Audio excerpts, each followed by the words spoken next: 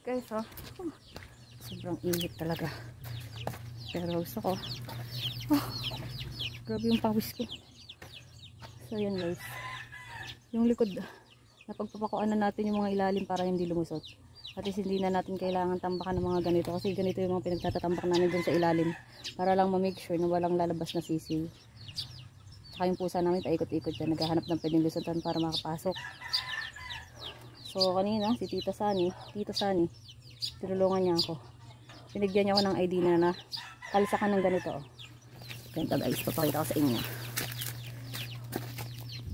Ito, pinagpapalsakan namin para yan, mahigpit na. At least hindi na namin kailangan lagyan ng mga tambak na kahoy. Ayan, lahat yan may palsak yan. Yan, marami yung palsak.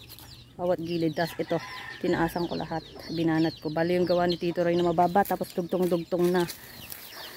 Like ko. Dugtong-dugtong na ganito kasi yung ginawa niya. Tapos hindi dito nakatali lahat eh. So bali lahat ng nando doon paikot. Mula doon sa may gate doon. Naayos na. Bali ito na lang. Mula dito sa part na to. Hanggang dito na lang. Yun na lang yung patataasin ko. Tingnan yung pawis ko. Tumutulo talaga sa muso ko. Ang pagod. Ang init. Pero yun na yung update. Maganda na siya ngayon. Para nung una. Kasi nabanat na to. Net. Kasi itong in-order ko na net na to. 6 to 7 feet siya. So nung nagpagawa kasi ako kay Tito Roy, umalis ako noon. So hindi ko siya nabantayan. Ayan, maraming mali. Hindi niya dito tinahi sa part na to. Para kaya hindi siya nabanat pataas. Tapos ang dami niya dugtong na ganito. Dugtong-dugtong.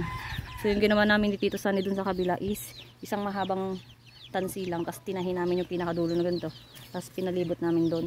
Tapos saka ako pinakuha ng mas mataas para mabanat pa ganun. So ayun, doble trabaho talaga. Ako na yung gumawa ngayon kaysa magbabayad pa ulit tayo sa tao. Kaya ko naman. So yun lang, update. Init. Ayun na. Ayun. Yung dating nililinis-linis ko tuwing hapon dyan. Na mataas pa sa akin na bundok ng mga kahoy, na tambak-tambak ng mga kahoy, mga buhay na kahoy na kasi nga sa katagalan ng tambak ng mga kahoy, yung iba na buhay, yung iba na bulok, so sobrang hirap talagang linisin hanggang sa yan gana na siya ngayon. Nung una diba, pagkalinis ko nilagyan ko ng tanim ng mga pechay, so napakinabangan natin yung ngayong ubos na yung pechay, naisip ko lagyan naman ngayon ng manukan. So yun lang, this is how we breathe.